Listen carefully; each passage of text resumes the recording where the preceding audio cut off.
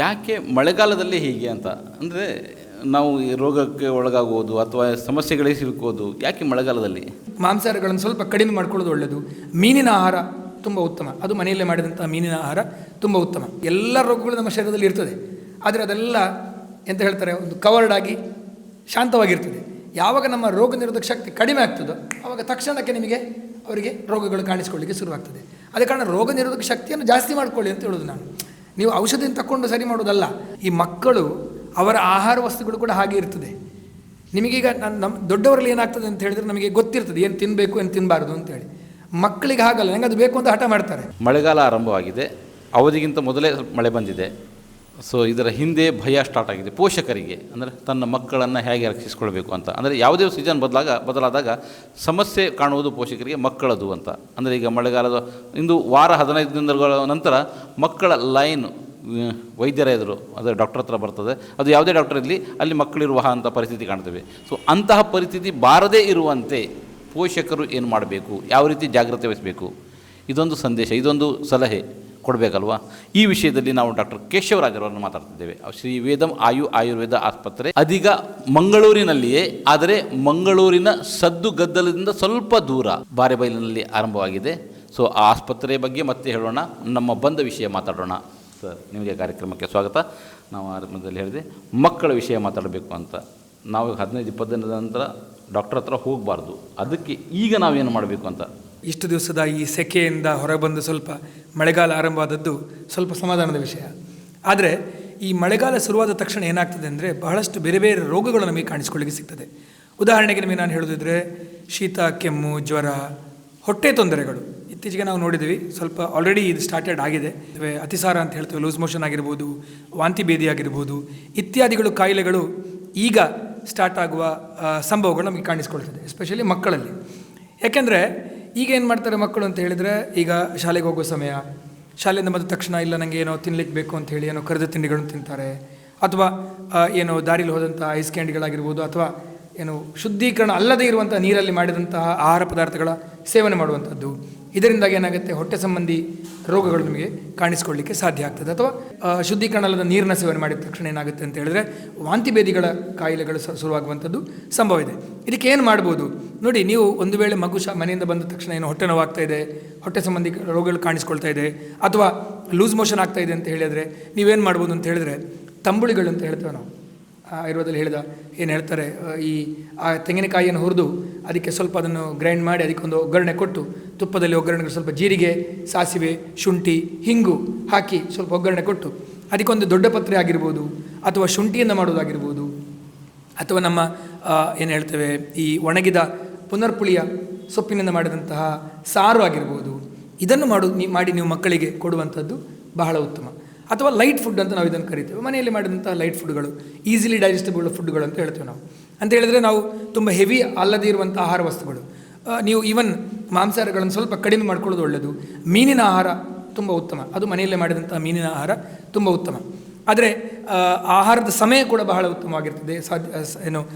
ಸಮಯ ಕೂಡ ಬಹಳ ನಿಗದಿಯಾಗಿರಬೇಕು. ಸಾಯಂಕಾಲ ಬಂದು ಏನೋ ತಿನ್ನುವಂಥದ್ದೆಲ್ಲ ಮಾಡಬಾರ್ದು. ಇದರಿಂದ ಹೊಟ್ಟೆ ಸಂಬಂಧಿ ರೋಗಗಳು ನಮಗೆ ಭಾಳ ಸಾಮಾನ್ಯವಾಗಿ ಕಾಣಿಸ್ತಾ ಇರುತ್ತೆ, ಈ ಮಳೆಗಾಲದಲ್ಲಿ ಶುರುವಾಗ್ತದೆ.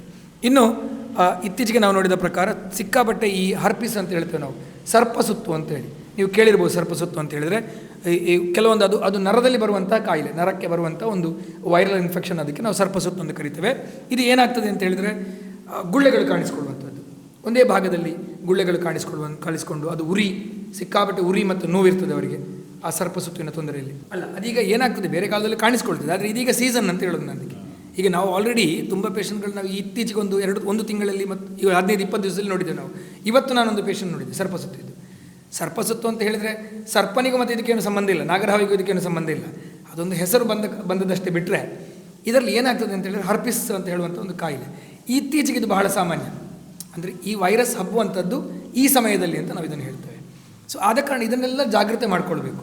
ಇನ್ನು ನಿಮಗೆ ಬಹಳ ಸಾಮಾನ್ಯವಾಗಿ ಕಾಣಿಸ್ಕೊಳ್ಳುವಂಥ ಶೀತ, ಜ್ವರ, ಕೆಮ್ಮು, ಇದಕ್ಕೆ ನಿಮಗೆ ಮನೆಯಲ್ಲೇ ಮಾಡ್ಬೋದು. ಅಮೃತ ಬಳ್ಳಿಯ ಕಷಾಯವನ್ನು ಮಾಡಿ ಕುಡಿಬೋದು. ಅಮೃತ ಬಳ್ಳಿ ನಿಮಗೆ 1-2-3 ತುಂಡು ಅಮೃತ ಬಳ್ಳಿಯನ್ನು ಗುದ್ದಿ ಕಷಾಯ ಮಾಡಿ ತಗೊಳ್ಳುವಂಥಾಗಿರ್ಬೋದು, ಗುದ್ದಿ ನೀರಿಗೆ ಹಾಕಿ ಅದರ ನೀರನ್ನು ಸೇವನೆ ಮಾಡುವಂಥದ್ದಾಗಿರ್ಬೋದು.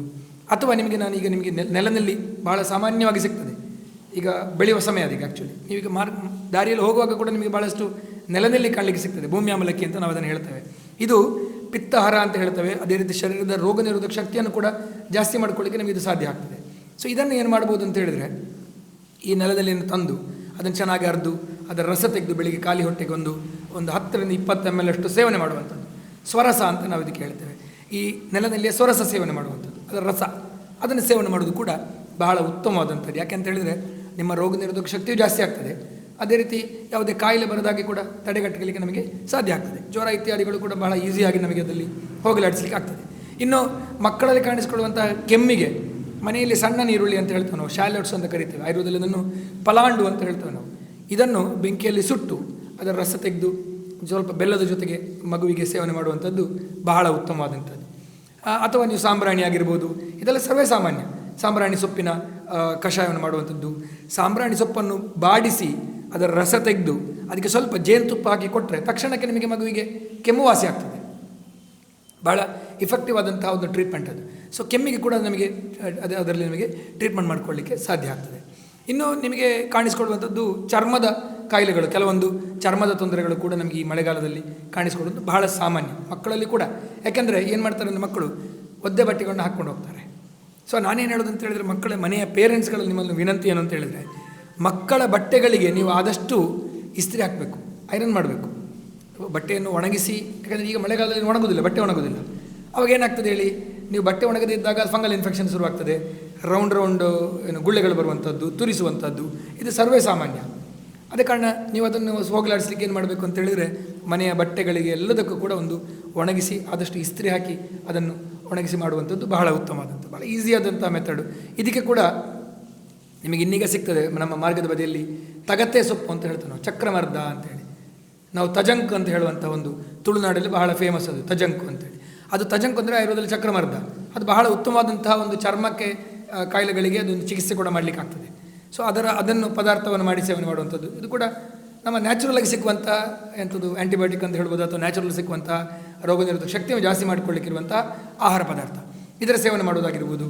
ಅಥವಾ ನೀವು ಟರ್ಮರಿಕ್ಕಿನ ಉದಾಹರಣೆಗೆ ನಮಗೆ ಹೇಳಿದ್ರೆ ಟರ್ಮರಿಕ್ಕನ್ನು ಬಿಸಿನೀರಲ್ಲಿ ಮಿಕ್ಸ್ ಮಾಡಿ ಹಚ್ಕೊಳ್ಳುವಂಥದ್ದು ಈ ನಮ್ಮ ಚರ್ಮದ ಕಾಯಿಲೆಗಳಿಗೆ ಬಹಳ ಉತ್ತಮವಾದಂಥ ಒಂದು ರೆಮಿಡಿ ಅಂತ ನಾವು ಇದನ್ನು ಕರಿಬೋದು.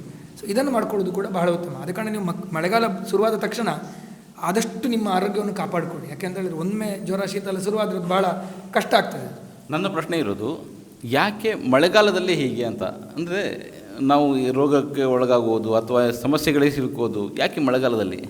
ನೋಡಿ, ಆಯುರ್ವೇದದಲ್ಲಿ ಅದನ್ನೇ ಹೇಳಿದ್ದಾರೆ. ಏನಂತ ಹೇಳಿದರೆ, ಇದೀಗ ನಿಮಗೆ ಸೀಸನ್, ಈಗ ನಿಮಗೆ ಗ್ರೀಷ್ಮ ಋತು ಅಂತ ಹೇಳಿದೆ, ಇಲ್ಲಿ ಅಗ್ನಿ ಹೊಟ್ಟೆಯ ನಮ್ಮ ಡೈಜೆಸ್ಟಿವ್ ಫೈರ್ ಅಂತ ತುಂಬ ಚೆನ್ನಾಗಿರ್ತದೆ. ಆದರೆ ಜೋರು ಮಳೆಗಾಲ ಸ್ಟಾರ್ಟ್ ಆದ ಕೂಡಲೇ ಶರೀರ ಎಲ್ಲ ವೀಕ್ ಆಗಲಿಕ್ಕೆ ಶುರುವಾಗ್ತದೆ.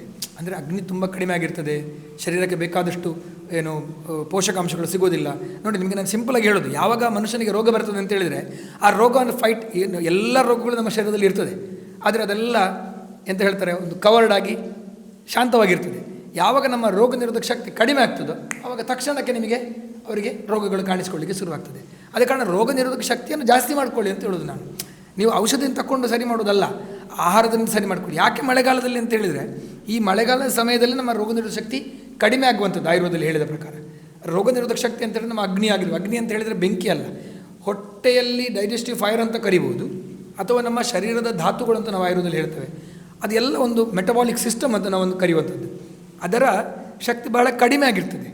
ಆವಾಗ ಅದು ಯಾವುದೇ ಸಣ್ಣ ಸಣ್ಣ ಪುಟ್ಟದ್ದು ಕೂಡ ನಮಗೆ ತೊಂದರೆ ಕೊಡಲಿಕ್ಕೆ ಸಾಧ್ಯ ಆಗ್ತದೆ. ಅದೇ ರೀತಿ ಮಕ್ಕಳಲ್ಲಿ ಯಾಕೆ ಅನ್ನೋದು ಪ್ರಶ್ನೆ. ಭಾಳ ಸರ್ವೇ ಸಾಮಾನ್ಯ ಸರ್. ಮಕ್ಕಳಲ್ಲಿ ರೋಗ ನಿರೋಧಕ ಶಕ್ತಿ ಆಬ್ವಿಯಸ್ಲಿ ಯಾವತ್ತೂ ಕಡಿಮೆ ಇರ್ತದೆ. ನೋಡಿ, ಮತ್ತು ಇನ್ನೊಂದೇನೆಂದರೆ, ಈ ಮಕ್ಕಳು ಅವರ ಆಹಾರ ವಸ್ತುಗಳು ಕೂಡ ಹಾಗೆ ಇರ್ತದೆ. ನಿಮಗೀಗ ನಮ್ಮ ದೊಡ್ಡವರಲ್ಲಿ ಏನಾಗ್ತದೆ ಅಂತ ಹೇಳಿದ್ರೆ ನಮಗೆ ಗೊತ್ತಿರ್ತದೆ ಏನು ತಿನ್ನಬೇಕು ಏನು ತಿನ್ನಬಾರ್ದು ಅಂತೇಳಿ. ಮಕ್ಕಳಿಗೆ ಹಾಗಲ್ಲ, ನಂಗೆ ಅದು ಬೇಕು ಅಂತ ಹಠ ಮಾಡ್ತಾರೆ. ನೀವು ಅಂಗಡಿಯಿಂದ ಹೋಗಿ ಅಥವಾ ಏನೊಂದು ತಂದು ಅವರಿಗೆ ತಿನ್ನಲಿಕ್ಕೆ ಕೊಡ್ತೀರಿ. ಈಗ ಗೊತ್ತಿಲ್ಲದೆ ಕೂಡ ತಿಂತಾರೆ ಅವರು. ಈಗ ನಾನು ಹೇಳೋದು, ನೀವು ನಿನ್ನೆ ಮಾಡಿಟ್ಟ ಆಹಾರ ತುಂಬ ರುಚಿಯಾಗಿರ್ತದೆ, ಮರುದಿವಸ ಬೆಳಿಗ್ಗೆ ಹೋಗಿ ಮಗುದನ್ನು ತಿಂತಾರೆ, ಅಥವಾ ನಂಗೆ ಅದೇ ಬೇಕು ಅಂತ ಹೇಳ್ತಾರೆ. ಅಥವಾ ಏನು ಶುದ್ಧ ಅಲ್ಲದ ಆಹಾರ ಜಾಗದಲ್ಲಿ ಮಾಡಿದಂತಹ, ಕ್ಲೀನ್ ಇಲ್ಲದ ಜಾಗದಲ್ಲಿ ಮಾಡಿದಂತಹ ಆಹಾರ ಪದಾರ್ಥಗಳು ನಿಮಗೆ ಅದು ಗೊತ್ತಿರ್ಬೋದು. ನಾನು ಅದರ ಹೆಸರು ಹೇಳಲಿಕ್ಕೆ ಹೋಗೋದಿಲ್ಲ. ಯಾವುದೇ ಮಾರ್ಗದ ಬದಿಯಲ್ಲಿ ಆಹಾರ ಪದಾರ್ಥಗಳು ಸಿಗ್ತದೆ, ಭಾಳಷ್ಟು ಸಿಗ್ತದೆ. ಆ ಥರದ್ದು ಏನು ಕ್ಲೀನ್ನೆಸ್ ಇಲ್ಲದ ಆಹಾರ ಪದಾರ್ಥಗಳು ತಗೊಂಡ ತಕ್ಷಣ ಇಫೆಕ್ಟ್ ಆಗೋದು ಫಸ್ಟ್ ಮಕ್ಕಳಿಗೆ. ಮತ್ತು ನಿಮಗೆ ನೋಡಿ, ಮಕ್ಕಳಲ್ಲಿ ಯಾವುದೇ ಈ ವೈರಸ್ಸಿಂದ ಬರುವಂಥ ಕಾಯಿಲೆಗಳಾಗಿರ್ಬೋದು, ಎಲ್ಲ ಕಾಯಿಲೆಗಳು ಏನು ಬರ್ತದಲ್ಲ, ಶಾಲೆಗೆ ಹೋಗಲಿಕ್ಕೆ ಶುರುವಾಗ್ತದೆ.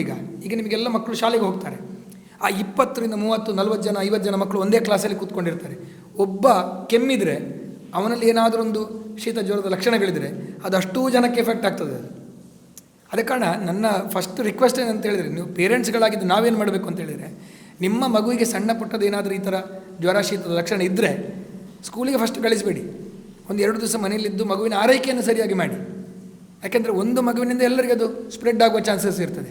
ಅದನ್ನು ತಡೆಗಟ್ಟಿ, ಅದನ್ನು ಪೇರೆಂಟ್ಸ್ಗಳಿಗೆ ಮಾಡಲಿಕ್ಕೆ ಆಗ್ತದೆ. ಆದರೆ ಪೇರೆಂಟ್ಸ್ಗಳೇನು ಆಲೋಚನೆ ಮಾಡ್ತಾರೆ, ಮಗು ಶಾಲೆಗೆ ಹೋಗೋದಿದ್ರೆ ಹೇಗೆ, ಈ ರೀತಿ ಆಲೋಚನೆ ಮಾಡ್ತಾರೆ. ಆದರೆ ನಿಮ್ಮ ಮಗುವಿನ ಆರೋಗ್ಯ ಕೂಡ ಮೇಂಟೈನ್ ಮಾಡಬೇಕು ಅಂತ ಹೇಳಿದ್ರೆ ನೀವು ಅದನ್ನು ಆರೈಕೆ ಮಾಡಬೇಕು. ಅದೇ ಕಾರಣ ಅದನ್ನು ನೀವು ನೋಡ್ಕೊಳ್ಬೇಕು ಅಂತ ಹೇಳೋದು ನನ್ನದೊಂದು ವಿನಂತಿ. ಓಕೆ, ಸೊ ಸಾಕಷ್ಟು ಮಾಹಿತಿಯನ್ನು ಕೊಟ್ಟಿದ್ದೀರಿ. ಮಕ್ಕಳ ಆರೋಗ್ಯದ ಜೊತೆಯಲ್ಲಿ ಇದು ಹಿರಿಯರಿಗೂ ಕೂಡ ಅನ್ವಯ ಆಗುವಂಥ ಮಾಹಿತಿ ಕೊಟ್ಟಿದ್ದೀರಿ. ಸೊ ನಿಮಗೆ ಧನ್ಯವಾದಗಳು. ಹಾಗೆ ನಿಮ್ಮ ಮತ್ತೊಂದು ವಿಷಯ, ನಿಮ್ಮ ಆಸ್ಪತ್ರೆಯ ಬಗ್ಗೆ ಒಂದಿಷ್ಟು ಹೊಸದಾಗಿ ದೊಡ್ಡ ಕಟ್ಟಡದಲ್ಲಿ ಮಾಡಿದ್ದೀರಿ. So thank you Lohani sir. ನಮ್ಮದು ಆಯುರ್ವೇದ ಆಸ್ಪತ್ರೆ ಮಂಗಳೂರಿನ ಯಯ್ಯಾಡಿಯಿಂದ ಬಾರೆಬೇಲು ಬರುವ ದಾರಿ ಅಥವಾ ನಿಮ್ಮ ಯಯ್ಯಾಡಿ ಜಂಕ್ಷನಲ್ಲಿ ಬಾರೆಬೇಲಿಗೆ ಹೋಗುವಂಥ ದಾರಿಯಲ್ಲಿ 150-160 ಮೀಟ್ರ್ ಬಂದರೆ ಬಲಬದಿಯಲ್ಲಿ ಶ್ರೀವೇದಮಾಯು ಆಯುರ್ವೇದ ಹಾಸ್ಪಿಟಲ್ ಮತ್ತು ವೆಲ್ನೆಸ್ ಸೆಂಟರ್ ಅಂತ ಹೇಳುವಂಥ ನಿಮ್ಮ ಈ ಕಟ್ಟಡ ಕಾಣಲಿಕ್ಕೆ ಸಿಗ್ತದೆ. ನಮ್ಮ ಈ ಆಯುರ್ವೇದ ಆಸ್ಪತ್ರೆ ನಿಮಗೆ ಕಾಣಲಿಕ್ಕೆ ಸಿಗ್ತದೆ. ಈ ಆಯುರ್ವೇದ ಆಸ್ಪತ್ರೆ ನಾವು ಈ ಕಳೆದ ತಿಂಗಳು 24ನೇ ತಾರೀಕಿನಂದು ನಾವು ಉದ್ಘಾಟನೆಯನ್ನು ಮಾಡಿದ್ವಿ.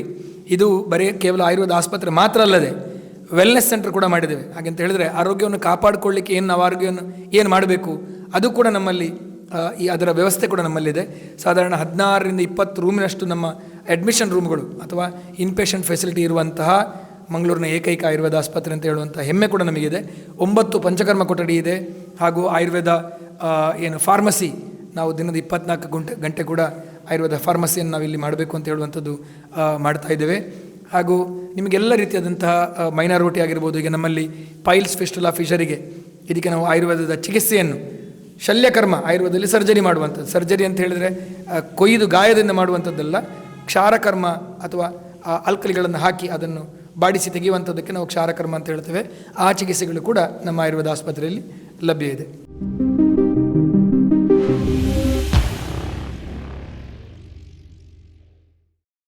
ಈ ಕಾರ್ಯಕ್ರಮದ ಪ್ರಾಯೋಜಕರು Gadiyar group of companies, specialised in piling and shoring, engineering consultancy, firefighting, steel structures, real estate. Office, SIT Tower, Silicon Oasis, Dubai, UAE.